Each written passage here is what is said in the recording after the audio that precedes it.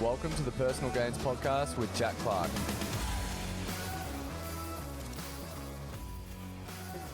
So technical with these things. All right, you ready? Yeah. Okay. Welcome to the Personal Games Podcast. I'm here with Michael Murphy. This is episode 5. Thanks for joining me, dude. No worries. Thank you very much for having me, Jack. I've listened to the first 4 and absolutely love it. So it's a pleasure to be here. Yeah, thank you, man. When you messaged me on Instagram, and you're like, oh, I binge listened to the first 3 eps. I was like, holy shit, someone listened to all 3 episodes. Yeah, I know. I was like, sick. I'm sure there's many of them out there, but it's good to have. I think I told you before, have an Australian actually do like a podcast about CrossFit and training and stuff like that. A lot of the other ones I listen to are American, and you can't really relate to them. Right. So it's great to have real people from Australia telling their story and their training background, which is awesome. Yeah, awesome, man. That's cool to hear. Yeah. It was actually funny. We've met before, and I didn't know we'd met.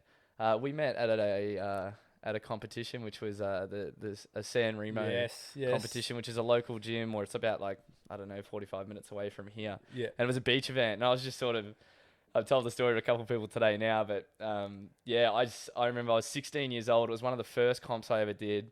I remember being so nervous, got a massage the day before. It was when I was training at CrossFit Casey, and I remember going there. It was early morning. There was a couple people from our gym that were better than me doing it. And I remember just standing on the beach, nervous as hell, and just looking up at these guys, because if I was 16, that would have been 6 years ago. Yeah. So 6 years ago, that would have made you... I would have been 29, 30. Yeah. Yeah. Yeah, cool. Yeah. And so, I remember just looking up at you and I thought, man, this guy is jacked. He's massive. I remember thinking that specifically, and have told that story a couple of times when speaking about that comp. Yeah. So it's just funny now, me just being older and an adult, and you walking in the gym and just sort of just seeing you and yeah. Well, I remember it a little bit different. So I don't have a swimming background, but I love the water. I love swimming. Yeah. And I'm like, CrossFitters, I don't know how to swim. This beach event, I'm going to kill it. And then we were in the same heat, and I thought, I'm going to be the first out of the water here. Every time I've done CrossFit, as long as I win one discipline of the workout, I'm happy. Right. I thought I was going to beat you in the swim, and you absolutely smoked me. But I was telling you before, I think there was 4 people in our heat. Yeah. One didn't show up, so there was 3 of us. Yeah. One pulled out after one rope climb, so it was just the 2 of us. You finished 20 minutes, and I got cut off for about 45 minutes because I didn't know how to climb a rope or do double unders. So I appreciate that you thought I was a big dog back then, but I definitely wasn't. Definitely wasn't. But yeah, so when did you find CrossFit? How'd you get into it? CrossFit 2011, I think, out at a gym in North Melbourne. Okay. So I was a PT and I did a lot of that. And is that what you did out of school? Yeah. So straight out of school, I did outdoor rec for a little bit, and then did my bachelor's of exercise science. I've been in the fitness industry a long time, but like most people back then, it was people talk about CrossFit and how dangerous it is, and people would ask me for my advice, and I've always been, I'm not going to knock anything until I try it. I don't know the full story until I actually try it. So this gym was actually advertising for a coach, and I thought, I don't want to coach, but I'll go down. And funny story, we kind of went down there. I didn't want to tell him I've got a fitness background, that I've been lifting before. I just wanted to be treated like a normal general pop person, and I actually knew the guy that owned it. We'd bought some gym equipment off him in the past, and so that was... Which CrossFit gym was it? It was CrossFit VSC, which is now Bond Performance. So it's in North Melbourne, but Adam was the one that convinced me to do the comp down in San Remo with you. So he was there that weekend as well. Very cool. But like most people that do CrossFit, I did the fundamentals class and loved it. Absolutely loved it. Yeah. Coming from a competitive background, I just loved that, competition that I could get with working out, which was a huge passion of mine at the time. So, combining the working out and the competing, like I absolutely loved it. So, Yeah, awesome. And you yeah. say competitive background. What was your sport? I played basketball. Okay, So cool. yeah, I was At a decent level, yeah. or So I played up to state league. okay. So Uh, Victoria, you're playing for Victoria. I wasn't playing. I was in the Victorian league, so Yeah. against other teams, the Yeah. top teams in Victoria. Beautiful. So I did that. Look, I'd played basketball since I was 8. Yeah. And just pushed. Unfortunately, look, I was big for my age, Yeah. and then when I hit 18, 19, I stopped growing. Yeah. So I just played up until I was 23, 24. Yeah. But just because I was too short, just using excuses now, but too Right. short. But that's usually what happens. You hear that a Yeah. lot. Like there are a lot of players, like even Sam from our gym, Yeah. like who you met today. He was actually really good at basketball, but Yeah. again, just like too short. I guess. too Yeah. short. Well, they're massive now. Like, Yeah. you know, Ben Simmons is what 6'7" playing point guard, which was, you know, the position that I wanted to play. And Right. Yeah. Yeah. Um, Yeah. Genetics does come into it, doesn't yeah, it? it does. Help. Yeah. So, How much do you think genetics comes into CrossFit? quite a lot. I think in CrossFit, mindset's probably the biggest thing. Like, It's such a mindset sport. yeah, I've seen a lot of people that have got no fitness ability, but will absolutely dig deep just because they got that mindset of, Yeah. this is what I got to do. And then on the other side, you have people that are so athletically gifted Yeah. that just don't have that mindset. Right. And then, they'll tap out of a workout after 5 minutes. 100%. So I think it does help, like competitively, like having that background of athletic, sport Yeah. really helps. Yeah. But yeah, I guess mindset, if you've got the right mindset, I believe anyone can kind of get to the top or near the top, definitely. Yeah, for sure. And that's sort of my opinion too. Like, yeah, I use like me as an example in the way that I was not naturally athletic. Yeah. Like I never won anything in like on athletics day I was always like one of the worst on the field in footy, whatever, like basketball. And that's why I never sort of latched onto sport as a kid. Yeah. I was a bit of a sport hopper. Yeah. I tried heaps of different things and I was always like crap at it, so I didn't want to do it. Yeah. Yeah. Never found something I was sort of like found a bit of a natural groove in and stuck to. Yeah. But then like when I did find CrossFit, it was sort of like everything. Like there was a wide range of things to do, and that's why I was like, oh, cool, I can, I'll work on this. But you sort of be like, I was shit at it, but then the next day it's something different. Yeah. I'd go in and squat, and I'd be like, oh shit, that was a hard day. But then the next day it'd be something different. And that's why I think I liked it. Yeah. Well, I think I'm the opposite. Like I've always, I've played every sport that you can imagine, and I didn't succeed at all of them, but one of those annoying guys at high school that just can play a sport and knows what coordinated. Sick. Yeah. So when I came to CrossFit, like I had that kind of athletic coordination, but I probably just didn't have the mindset to push. A perfect example is, I peaked when I first started CrossFit, and I haven't improved since. Like I think if you go back and look at my open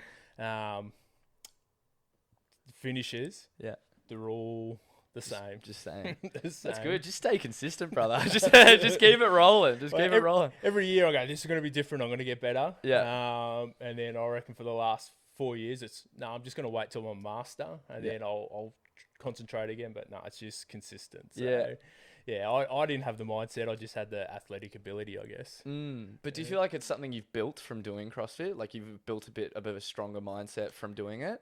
Definitely. There's probably things, or just in life, that you kind of, I'm really struggling here. And I kind of refer it back to like a workout. Yeah. Like think about that time that you did, the workout Murph. Yeah. And halfway through, you're just like, I hate this. I don't want to. Isn't Murph named after Michael Murphy? Yeah, it is. His name's Michael Murphy, right? That's your name. Yeah. That's crazy. Another funny story. When I emailed the gym, CrossFit VC, I emailed Adam, and he said the email comes through Michael Murphy, and he says at the time he was writing the program Murph for his gym. Timing. And he was like, this is creepy. Yeah. He actually thought, beyond the grave, Murph had actually emailed him. Yeah.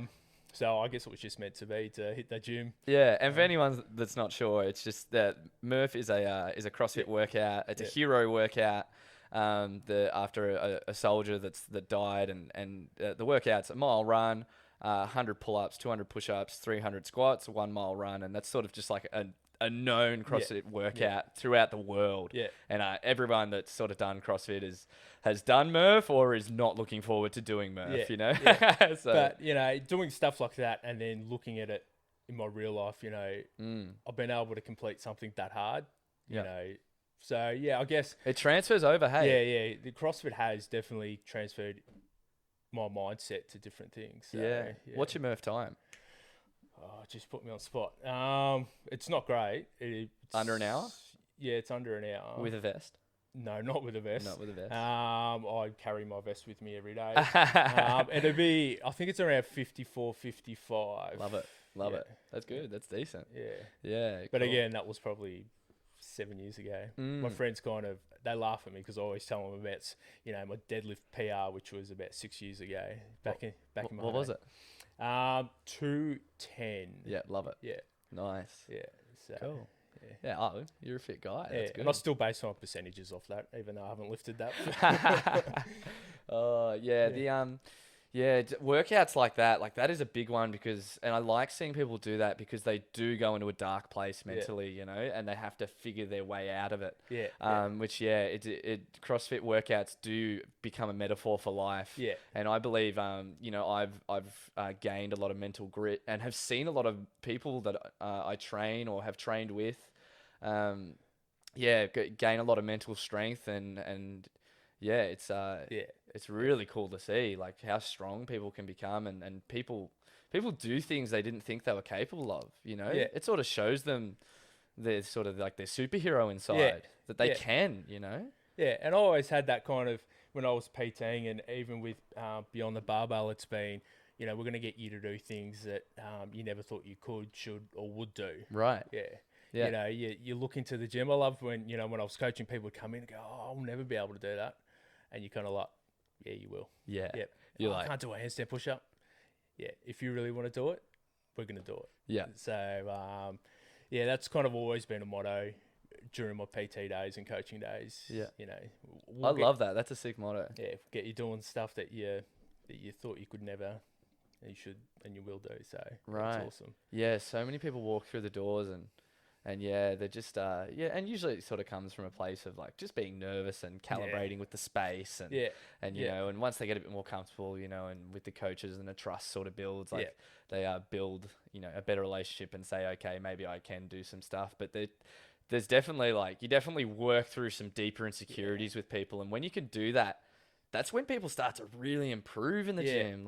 Definitely. Yeah. But you just, you mentioned Beyond the Barbell, which is, maybe just talk a little bit about that, what it is and how you sort of started it. And well, I guess we'll start with how it started. So Beyond the Barbell it's a men's mental health awareness group, and we kind of use the gym working out CrossFit as a way to get men together to talk about their problems, because there's this huge stigma around, you know, men can't talk about their mental health, but surprisingly, when you get a whole bunch of blokes in a room together and one opens up, you know, the floodgates open it and people are more confident talking about it. And I guess the way it started was like I've had my own mental health battles. Right. You know, stemming back, you know, I was diagnosed with depression when I was 21, 22. Yeah. And working out has always been an escape for me. Yeah. You know, if I was ever upset, go to the gym. And it probably came to a head when I moved to the city 2010. Yeah. I'd left all my friends, I left my family, grew up on the Mornington Peninsula. So the city's not too far, but I just kind of lost my identity. Right. I really struggled with this kind of toxic masculinity. When I lost my identity, it was more about, well, I need to prove that I'm a real man. Right. You know, so it was, you know, trying to get as many girls as I could, getting the biggest car I could, you know, fending for myself, being that tough guy. So I really, really struggled with that. And it was probably about 6 years later that I call it the perfect storm, where I was made redundant from a job. So I had a stable job where I had great friends, and made redundant just because, you know, we weren't getting numbers. My partner at the time broke up with me. Yeah.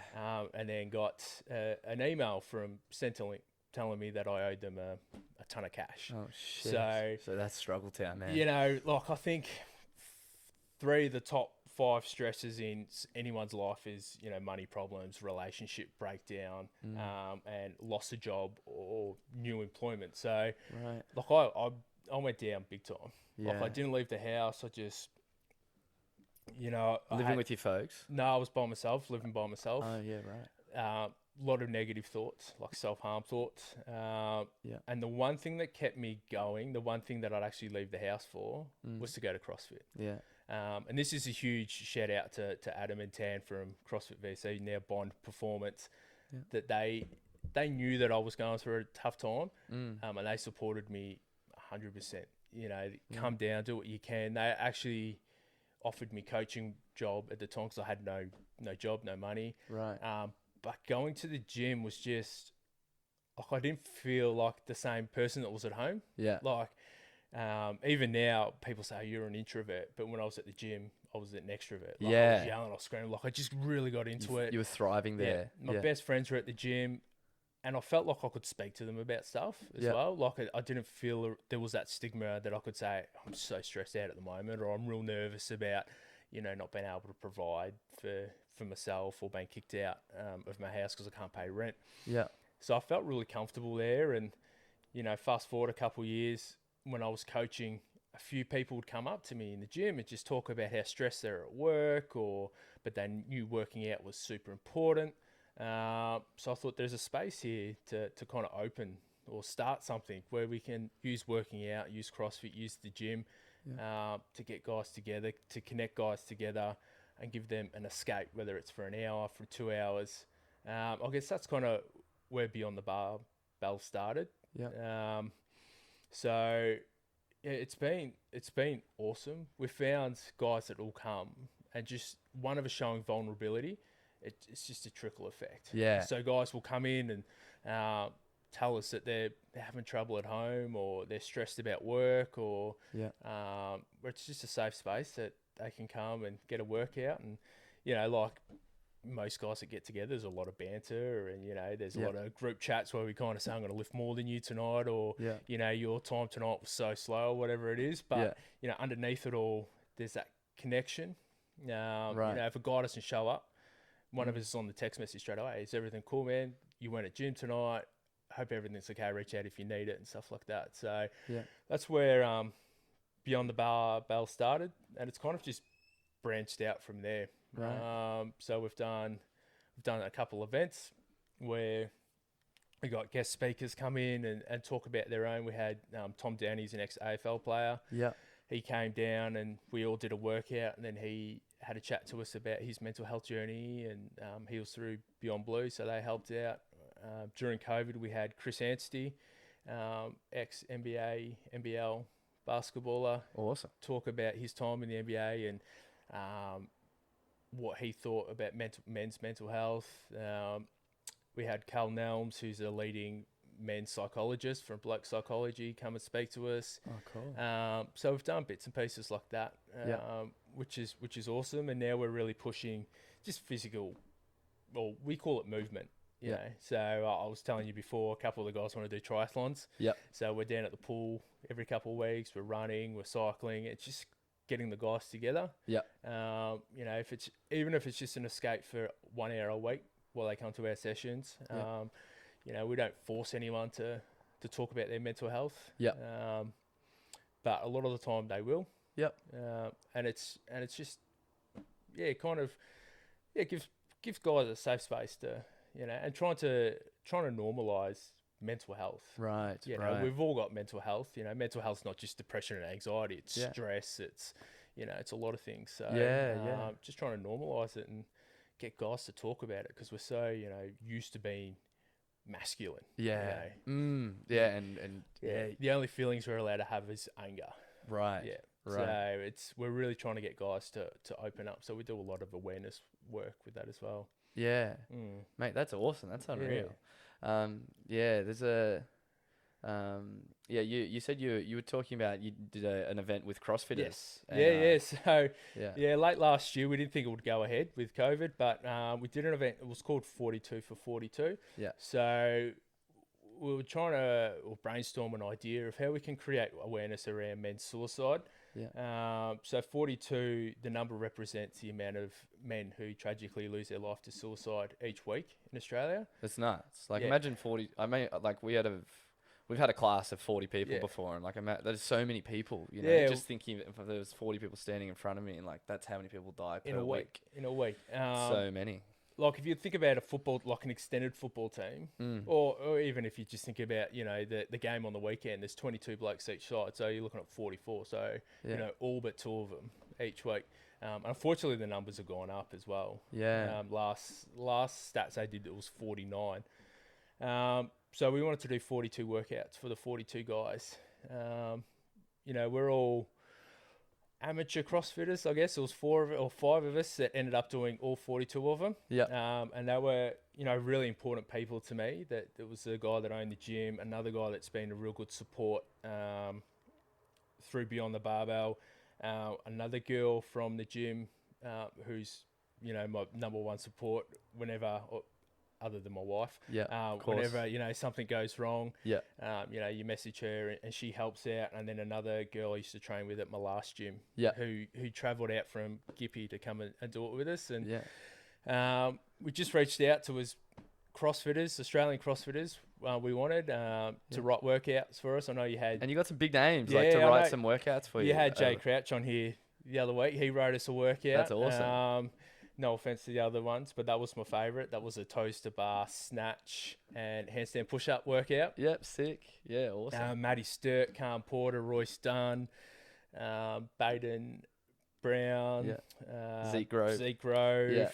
We had a couple internationals. Ben Smith, who 2015, I think he won the games. The CrossFit Games. Yep. Yeah. Lauren Fisher, who was my CrossFit crush. CrossFit Crush. Yeah. Everyone's CrossFit Crush. Yeah. Yeah. We got a couple CrossFit personalities. So Boz, the main judge, I Yeah. guess. A big face in CrossFit. Yeah. Yeah. Ro, That's some big names, man. That's Yeah. really cool. You Ro- got some reach out there. Like, Ro McKernan, yeah. who I didn't realize this at the time, but he'd actually had testicular cancer, which made him do a great work in that space as well. So he was really happy to join in.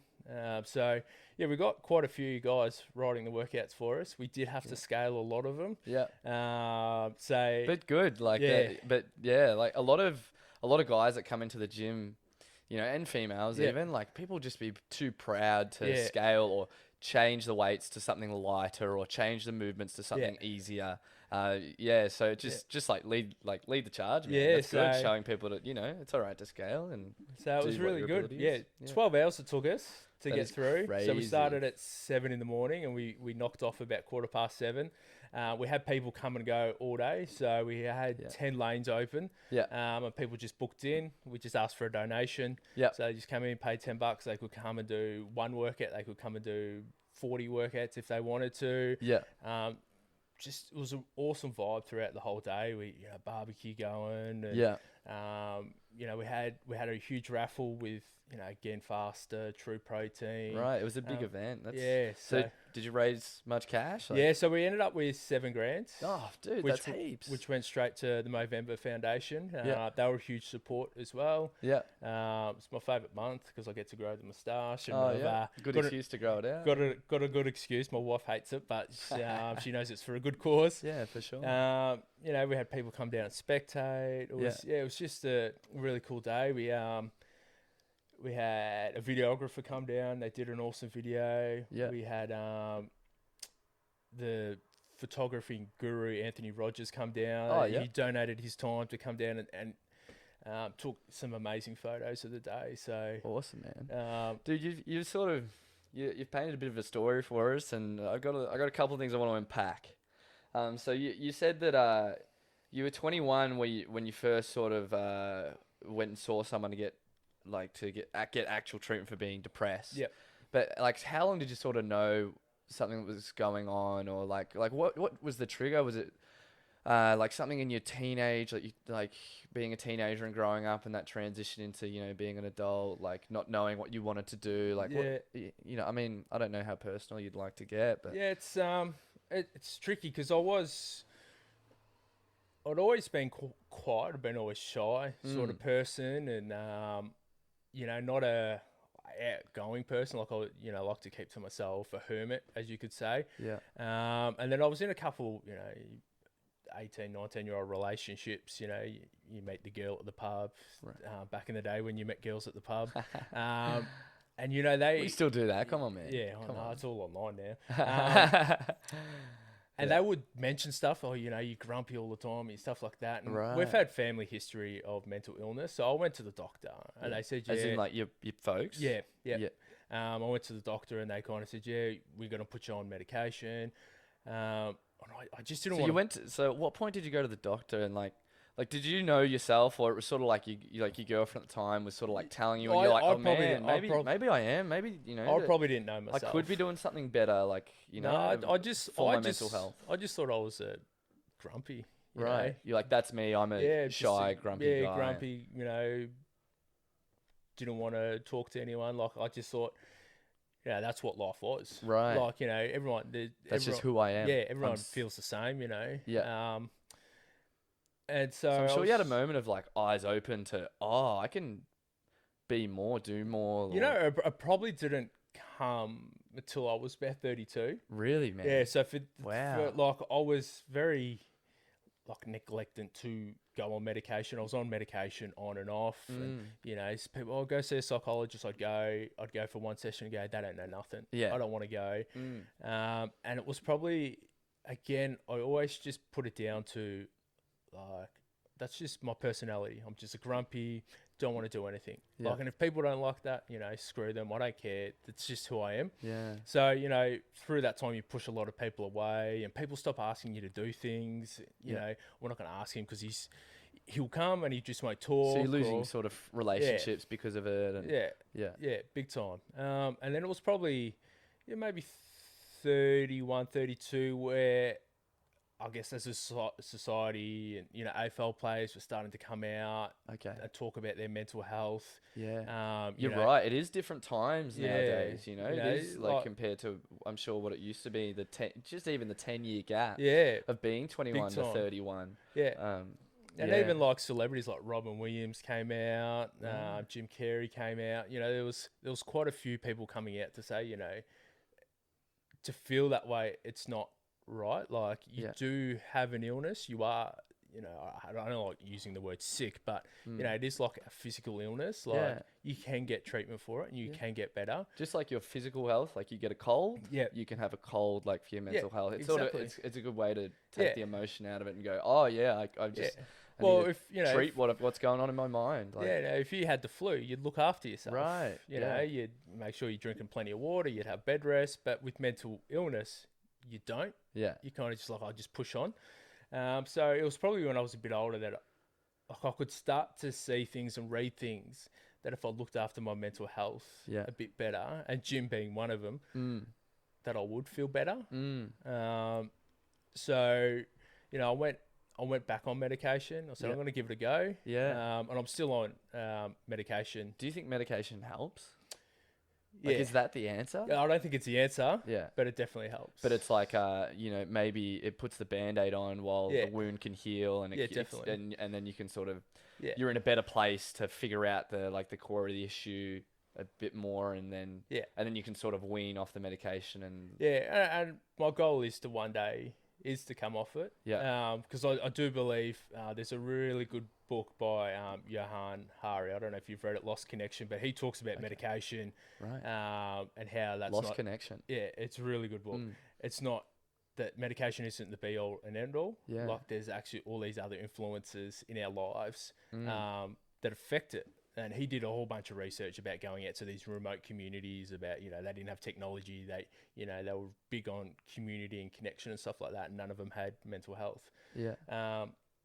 So, but by doing things now to look after my mental health, like I do meditation. Okay, yeah, you meditate. Awesome. Every day?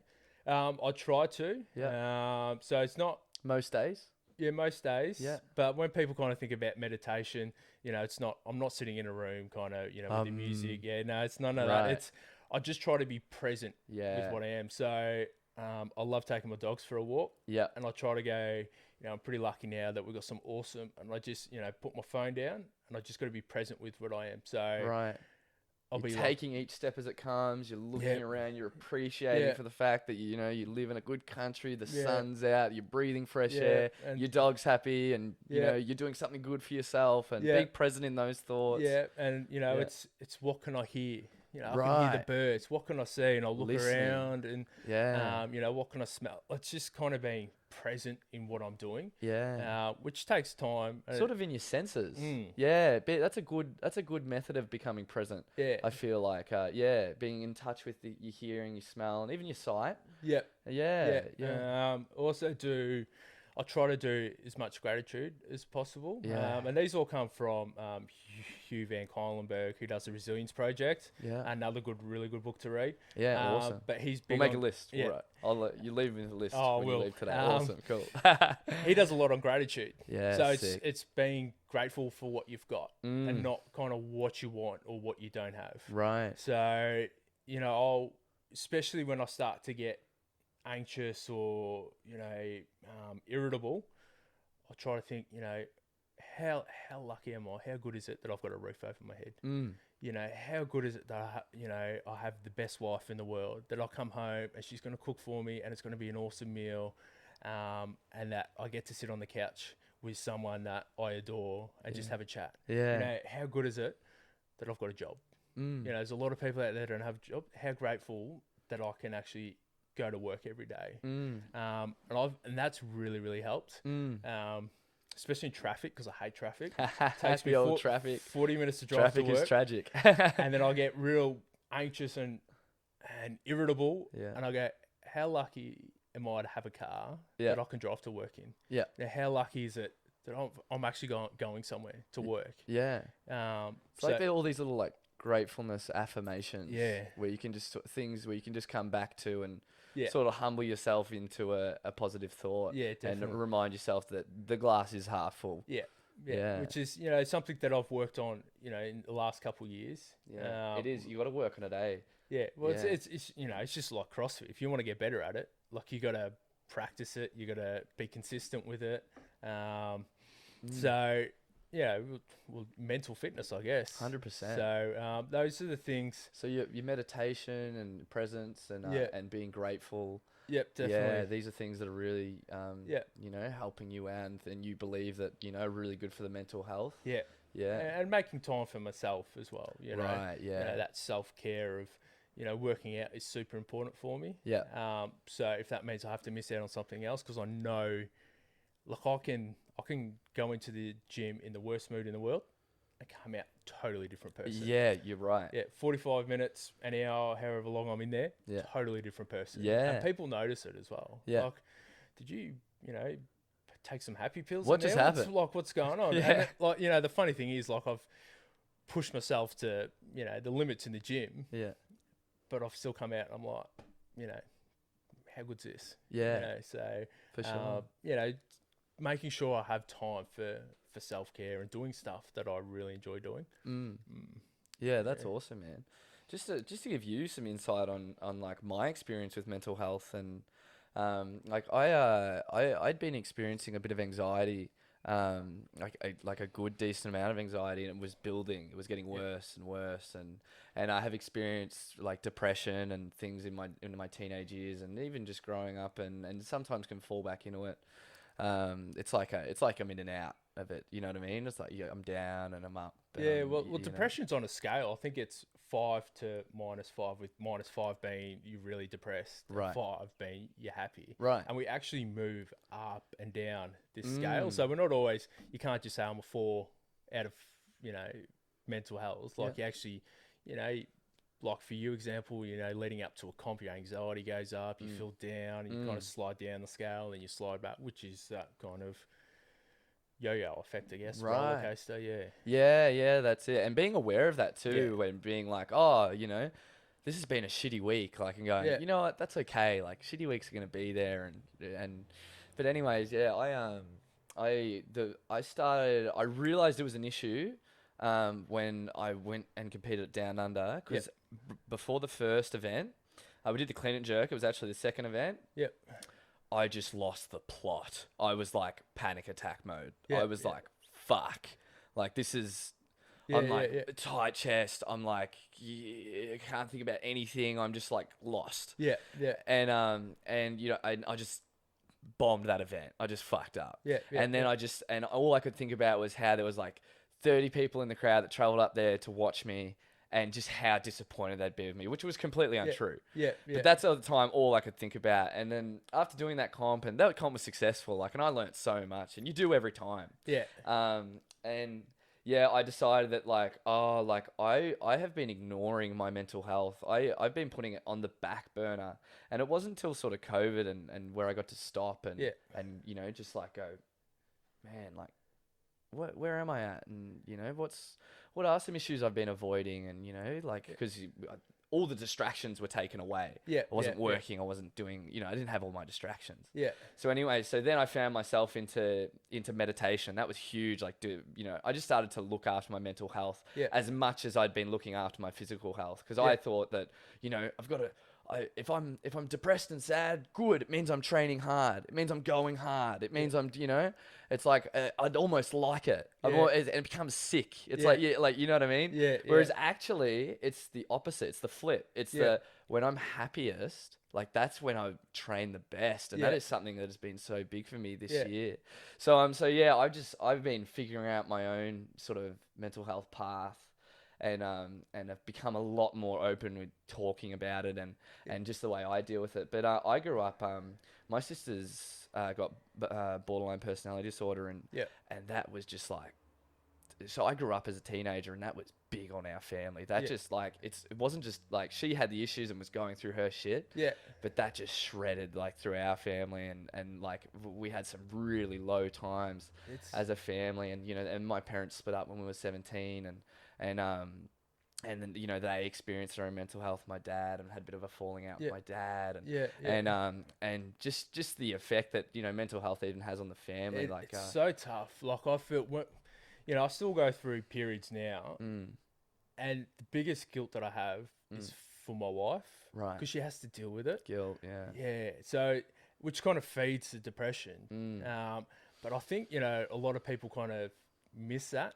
Yeah. The effect that mental illness has on the carers, and you Yeah. know, it is tough work. Like, you know, ripples. yeah, it is. You know, it's especially when you got your own mental health issues, and then you're trying to care for someone, you know, with their mental health issues as well. So Yeah. I can really appreciate, you know, that ripple effect that it has on your family, and so with that, you know, we really encourage people, you know, that are caring for mental health or people with mental illness. You need to look after yourself as well. You know, it doesn't have to be a priority. You know, you got to look, you're number one and everyone else is number two, three. Yeah. But it's, you know, be aware of it, which is when you kind of told that story, like it just warms my heart knowing people are starting to become aware Yeah. of it, to say, hey, hold on a minute, Yeah. something's not right here. Like, you're not supposed to feel this way. Right. I'm going to do something about it. Yeah. Absolutely. And that light bulb moment that I had, you know, changed my life. Like, Yeah. Literally, the Yeah. lights are Yeah. turn on. It's- It's weird, and I've had a couple moments like that. It's like yeah, life's not what I thought it was. And I'm young, like, Yeah, and yeah, I'm yeah. I'm really appreciative of like that I'm having a couple of these moments so young. yeah. Well, I'm 36 now, and it was probably only later in life that I had these, like, I don't want to say I wasted my 20s, you Yeah. know, because, you know, there's a learning lesson everywhere. What and will be like. you know, and if what happened, you know, I wouldn't have met my wife now. We've got a little one on the way, so Yeah. that never would have happened. But yeah, it's when you can start to realize that something's wrong and start to get help for it, or, you know, even if it's just you're not ready to get help for it, but, you know, I'm going to meditate, or I'm going to, you know, do something about it. Like, I just love it. Like, I just love hearing people, and we've got someone in our group now that he's late 20s, and Yeah. he's the same. Yeah. It's just all these years, I just thought that was life. That, Right. you know, you're supposed to be angry, and, you know, that's what I grew up with. Yeah. But he's like, well, hold on a minute. No, this is not right. Yeah. And he's gone to see a psychologist. He's, you know, getting assessments, which is, I just love it when, you know, people kind of have that self-realization that, Yeah. I can have better for myself. Yeah. Mm. Yeah. It's funny. Yeah. I was, the way I wiggled my way into seeing a psychologist was I was like, oh yeah, I'm going to make some moves to, for my mental health this year and figure out my mental game because it's obviously not on par Yeah. because I'm like, yeah, because I like fell apart at this CrossFit comp. Yeah. So I was Yeah. like, Yeah. oh, it's affecting my CrossFit game. I'm allowed to now work on it. Yeah. That's sort of how my Yeah, brain yeah, works. And that's like the work I do on myself or do for myself is usually tied in with that, yeah. which is good and bad. I need to do it for myself at the end of the day, which I'm, realizing Yeah. more and more. But yeah, so I was like, oh, I'll see a psychologist, like a sports psych, Yeah. and Yeah. and then like the sessions just turned into me just chatting about, my life, Yeah, yeah. and just the issues going on, and because a big thing that I've figured out is like, I've heard. Funny thing is, I've heard Fraser say this in an interview recently. I was like, man, like I resonated.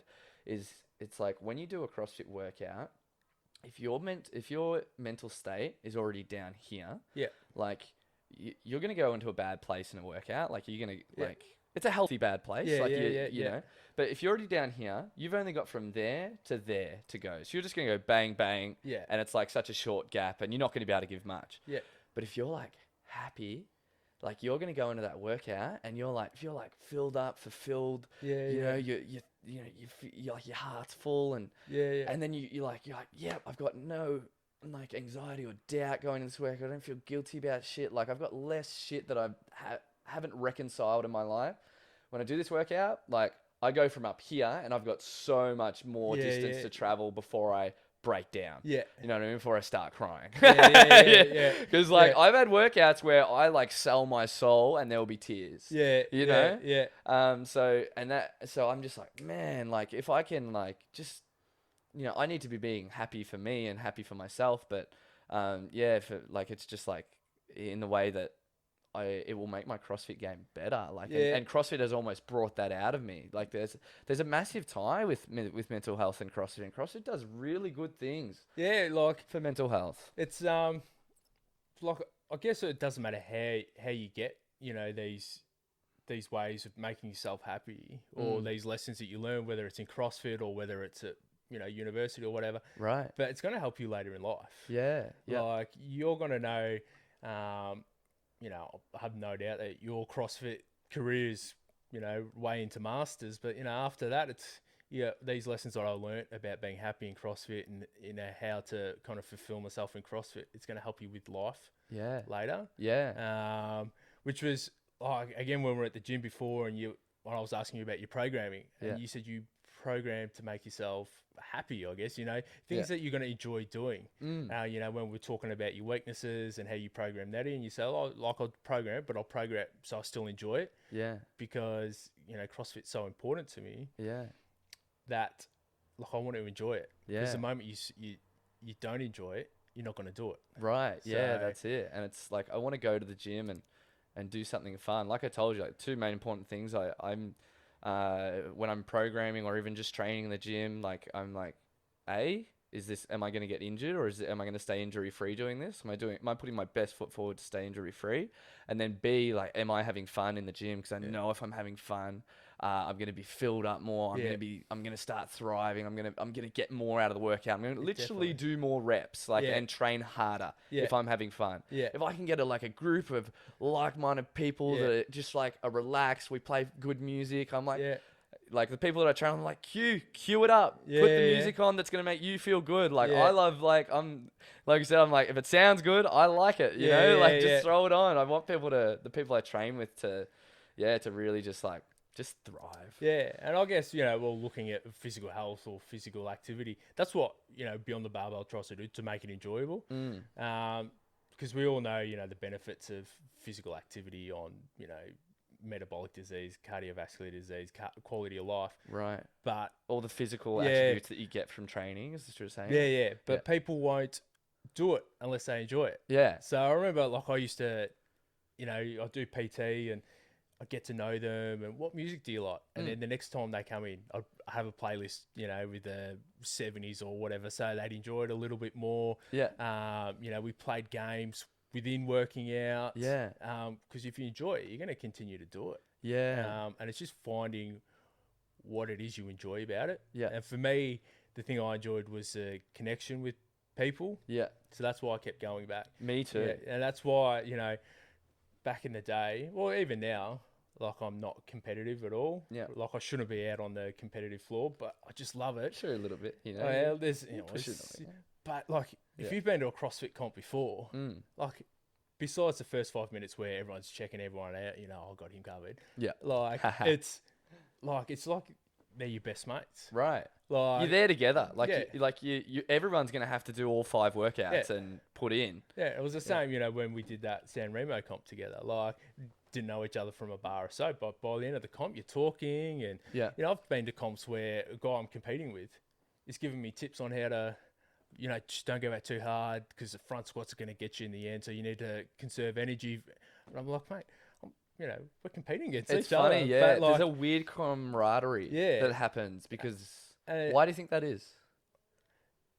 well, I guess there's a common interest there. Yeah. And there's, Like a common passion for Yeah. for what we're doing. what we're doing. And there's Yeah. that kind of empathetic, like, I know you're about to go into the pain cave here. Right, the empathy thing. Yeah, So, yeah.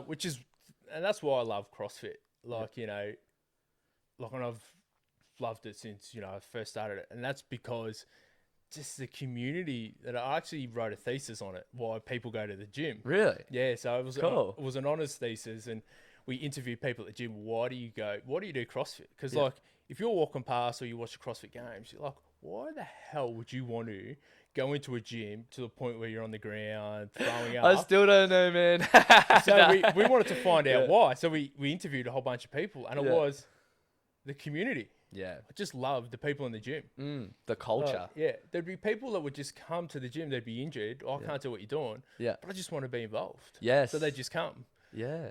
Like we got married last year, just before COVID, Yeah. and we had a table which was just the CrossFit people. Yeah. Like I had a whole bunch of people that I met through CrossFit. That's amazing. That came to my wedding, and we've been away together and stuff like that. So Yeah. that whole community is why, like, I love CrossFit. That's why I keep going back. Came for the fitness, stayed for the friends. Yeah, exactly. The fitness is just a byproduct of Yeah. having all these people. And So meeting a bunch of like-minded people, Yeah. and usually, like, we get a lot of people that come in and can be struggling with things in Yeah, their yeah, life yeah, and yeah. find an outlet, and they start to, like we talked about before, start to realize, oh, they were stronger than they thought. yeah, definitely. and it reminds them of that. Yeah. So it's finding what you love about working out. And then just pushing for it. So Yeah, right. yeah. So you wrote a thesis. You went to uni or Yeah, so I've university? I've got more degrees and certificates than I know what to do with. That's awesome though. Like, you're so motivated to learn.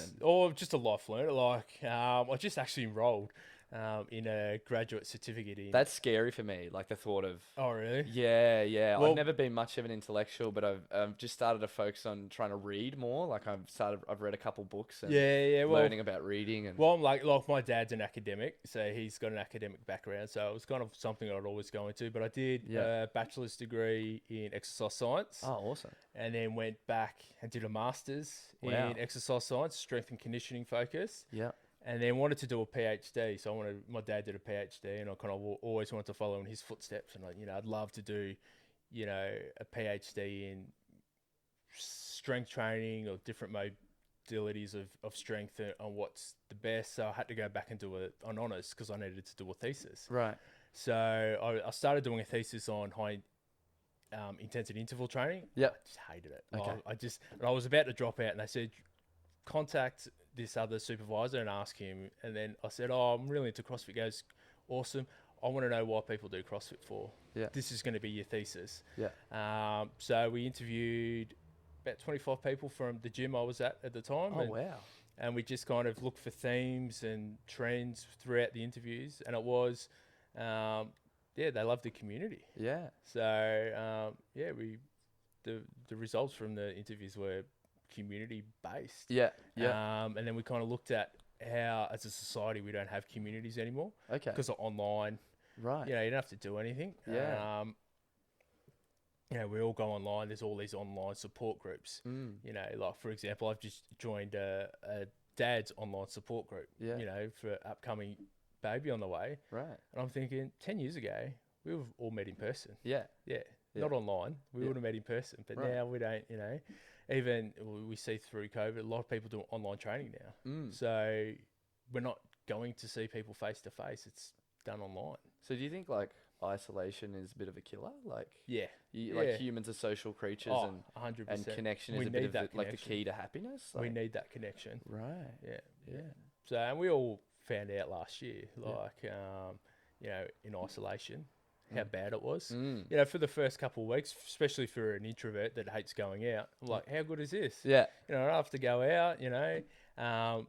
But then after a while, I'm like, I just need to see someone. Yeah. Like, I just need that human connection of, you know, whether it's going for a beer or going for a workout or going for a kick. Yeah. So we definitely need that connection. And I feel we don't have it now Yeah. with social media, not like we used to. Right. Yeah.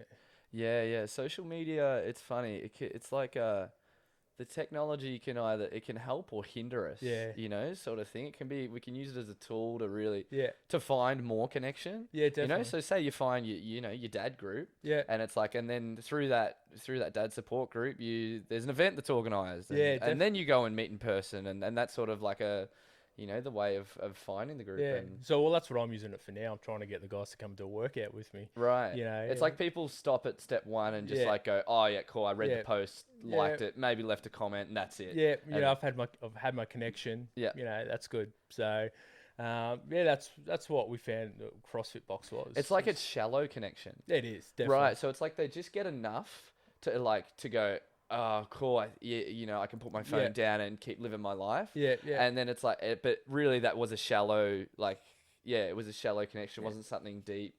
And then it's like after you've done that for a couple months, you go, man, I'm alone. Like, yeah. you know, yeah. I'm lonely. Why? It's like, but I'm part of all these groups and thought I was, Yeah, you know, yeah, I had definitely. connections and You know, friends and you- even like teenagers like and gaming like online and you know like they were yeah.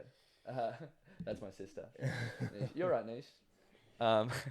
Yeah. So yeah, that like they can find themselves. I see like a lot of teenagers, like boys specifically, Yeah. that'll just get lost in the headset and like Yeah, won't yeah. ever go and hang out with their mates in person. Like, Yeah, and I'm like, dude, you can't. You know, it's just not the same. Like, right. you know, when I was growing up, like it wasn't even that long ago, but like we didn't have gaming and stuff like that. And even if you were to play a game with someone, they come over to your house. Right. Yeah. Yeah. You know, you come over and it wasn't NBA 2K then, it was NBA Live 2000 and whatever. Yeah. And they come over to your house and you play. Yeah. You know, you'd stay up till they're still doing what they do now, but face to face. You know, you can't do it online. So yeah, I think social media has its space. Like, you know, that's how we reach most of our people for Beyond the Barbell. Like, Right. you know, that's how I reached out to you, like through Exactly. social media. Like, we didn't have that. Yeah. But as you said, like, it's easy to get lost in it. Easy to get lost in it. Yeah, yeah, that's it. Yeah, very cool, man. So what's the plans for the future, like with Beyond the Barbell? In an ideal world, like we'd love to get our own space, just like our own hangout space. Yeah. But unfortunately, it costs money. And You're currently like in another yeah, person's space. You said you're non for profit too. yeah, we're a non-for-profit. At the moment, we just rely on the generosity of other people. As I said to you, we got to work out tonight. It's just out of my garage. So I've got it full set up in the garage and we'll flow out into the driveway. And I live on a hill, so spoilers, boys, you'll be running up the hill. Awesome. Hill sprints bring shit out of you, man. Yeah, like we've got yoga tomorrow night. The yoga instructor has generously donated her own time, so we don't have to pay for that. The same with the space that we've got. But ideally, like, we'd just love to have a place, and the best way to describe it is like men's shed. I'd like to have a men's shed, but Yep. for working out. Right. You know, where guys can just come, you know, any time of day, just throw some weights around, have the guys there.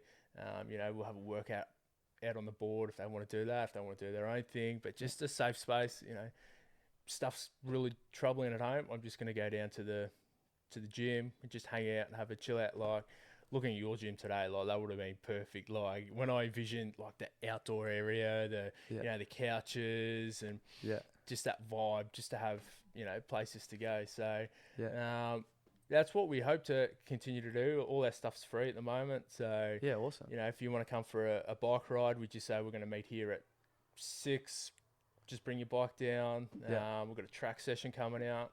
Sick. Same, like I've got a background in strength and conditioning, so I can adapt it to whoever. If someone comes down, like we've got a guy coming tonight who broke his ankle, so there's a lot of stuff he can't do, but rewritten the workout for him, so he's still involved. Right. So yeah, not ideal world, like we'd love our own space to do stuff and do workshops and really push at it's okay to speak up. Yeah. Like we don't have to be angry all the time. We don't have to have this persona of being a tough man. We can, if you feel like shit, tell someone. Yeah. Yeah.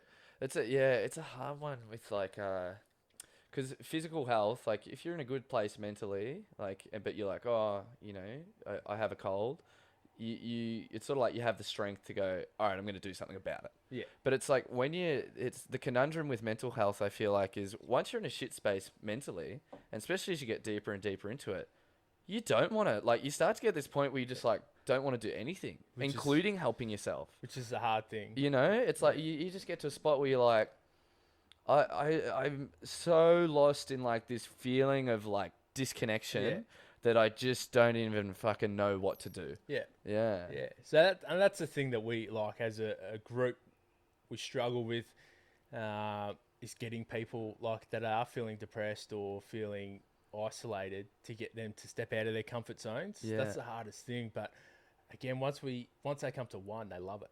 Yeah. Yeah. I mean, they're regulars and they come. So we're still trying to figure out, I don't know, for myself, being the introvert that I was, that if someone called me up and said, hey, look, there's this group, they do mental health stuff, you should go. Yeah. Like, it would have taken me months. For sure.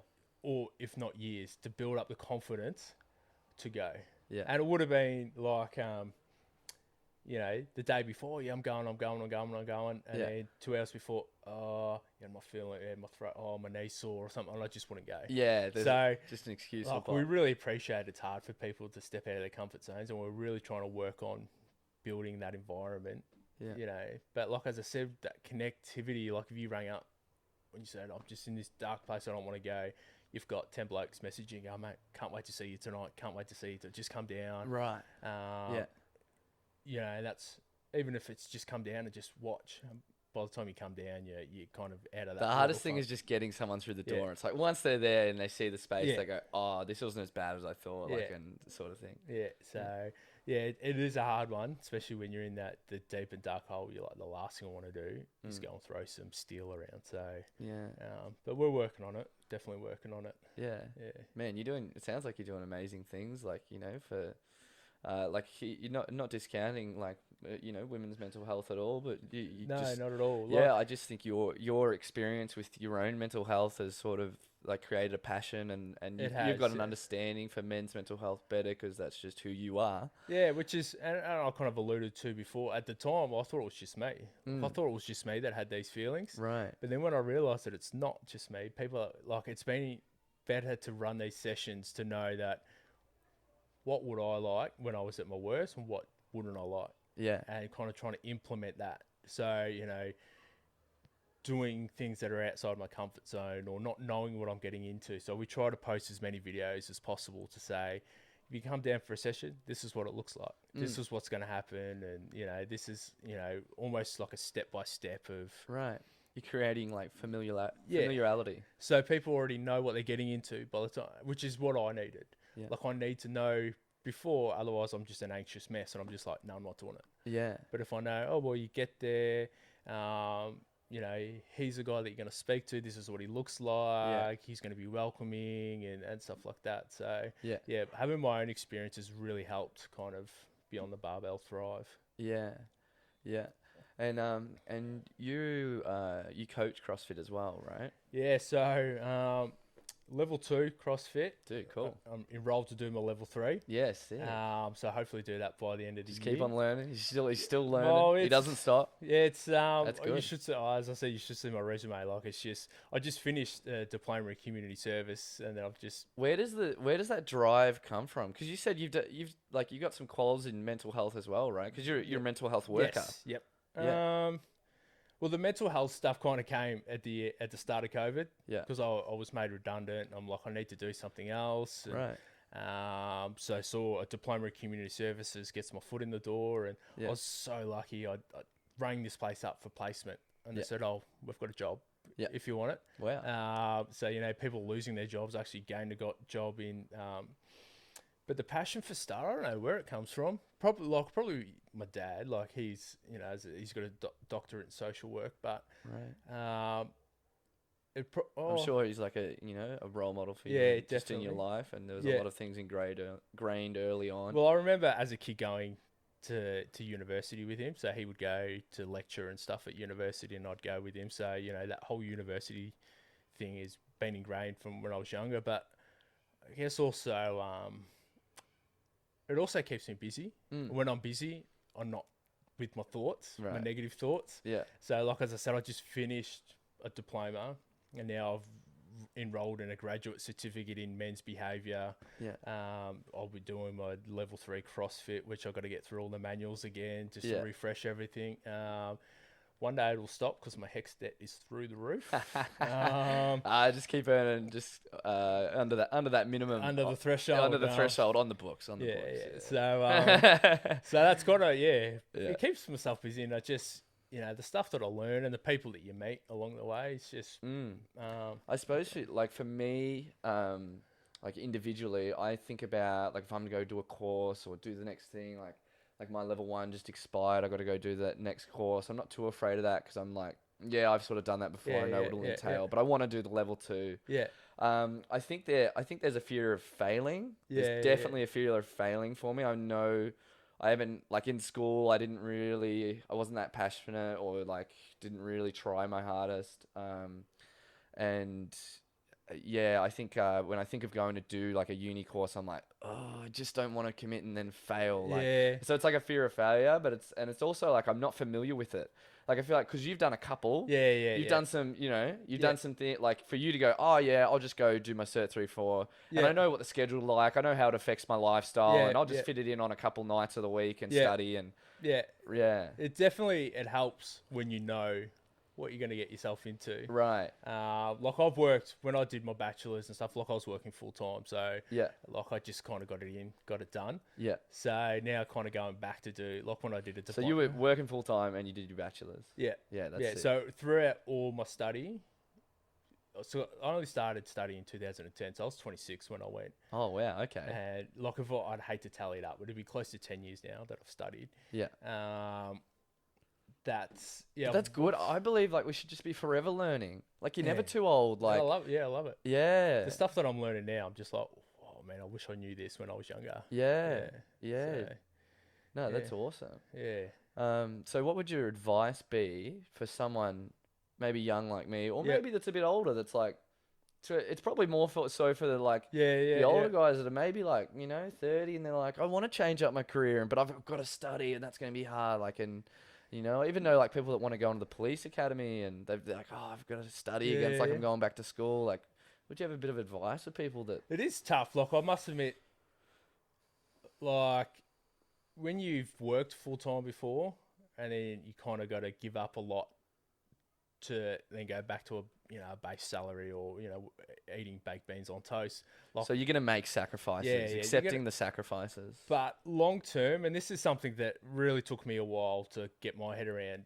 not looking at the next 4 years or 3 years or whatever it is to take to study, Right. but my happiness over the next 10 years. When I get a job that I'm happy with, or when, in the police force for a stable job that that you're not going to be made redundant. Like, Yeah. they're always looking for more numbers. The careers that I used to be in, like I used to teach certificate 3 and 4 in fitness, and it's a numbers game. So if you don't have numbers, you lose your job. Right. So I've been made redundant from 2 jobs. Crazy. And then in mental health, Yeah. like not like I don't feel threatened. Mm. So going back to do that year of study to get my diploma in community service, now I know the long term I'm going to be happier Yeah. because I'm going to have that job security. I'm going to, I'm going to be doing something that I enjoy, something that's making a difference. Yeah. It is a hard step to take, and the first semester is always tough. Like, Yeah. because it's a change, but as human beings, we're so good at adapting. Yeah. Like you adapt to your situations. Right. And the perfect example is like new parents. Yeah. Like you go from not being dependent, no one being dependent on you, to having this little human dependent on you. Like we adapt. Yeah.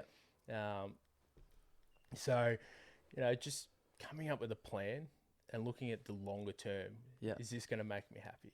And Yeah. I want to be happier, changing my careers to be in the police force, or is it going to, in mental health or marketing or a lawyer or whatever it is. Yeah. You got to do what makes you happy, and if you think that's going to make you happy, like you just got to bite the bullet and go, yeah. Yeah.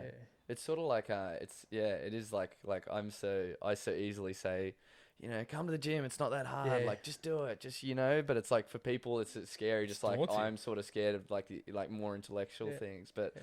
I suppose maybe taking small steps as well, like Yeah, I've just exactly. taken some small steps and just started to read. Yeah. I'm like, for now that's what I can give my time to, and I can just become a better reader Yeah. and better at like processing and taking Yeah. in information, and then once I'm comfortable with that and can shred through books, like Yeah. I'll start to. And that's what, like, we have a lot of people where I work that want to go and study. Yeah. But, like, again, it's daunting. So Right. I take them through, like pretend courses. We're just going to, this is what a day in the life would be like if you're at uni. We're just going to spend some time doing that. Yeah. Or, we're just going to log on and do a short course. Yeah. Yeah.